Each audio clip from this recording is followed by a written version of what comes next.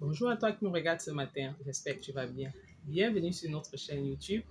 Si c'est la première fois que tu te retrouves sur notre chaîne, t'es prié d'activer ta cloche de notification, de t'abonner pour ne rater aucune de nos publications. Francisca Yumbi, c'est mon nom, appelez-moi FD. Alors aujourd'hui, je vais vous entretenir sur un sujet concernant les mèches.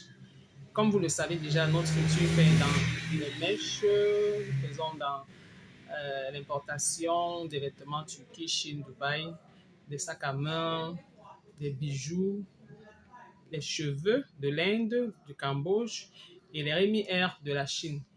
Aujourd'hui, nous allons parler des laces frontales. Parce que vous allez voir souvent sur le marché, vous regardez, on vous vend une perruque. Telle personne vend une perruque à 25 000 francs, une autre personne vend la même perruque à 35 000, 40 000, 50 000. Et quand le client qui ne maîtrise pas certains détails tombe sur ce genre d'article, et il va te dire que toi tu vends cher et l'autre vend moins cher. Mais sachez qu'il y a des différences sur les produits. C'est de ça qu'on va parler aujourd'hui. Donc, la première différence qu'il peut avoir sur un article, c'est la qualité de la mèche qu'on a utilisée. Parce que vous savez bien que parmi les mèches, il y a une panoplie de styles de mèches sur le marché, donc en fonction de la qualité déjà. Et ce qui nous intéresse ce matin, c'est surtout les différentes laces.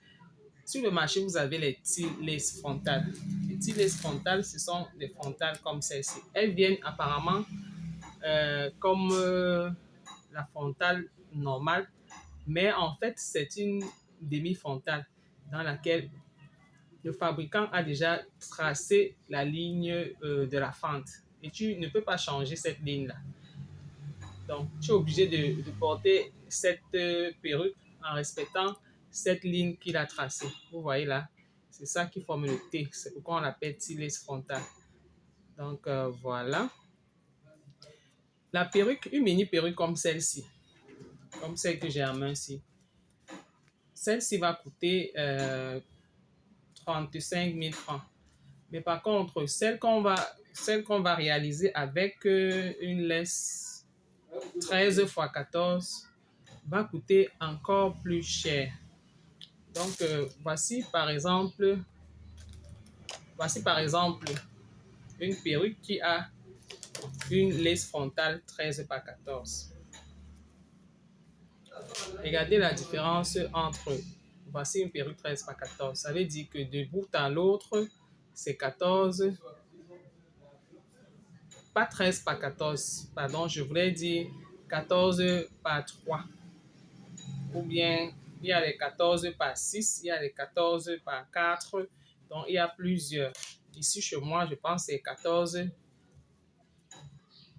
14 par 6. Donc, la largeur de la lace va faire 6.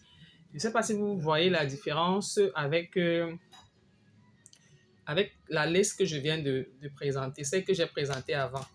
Vous voyez ici, vous pouvez mettre vos fentes où vous voulez. Vous pouvez mettre la fente au milieu.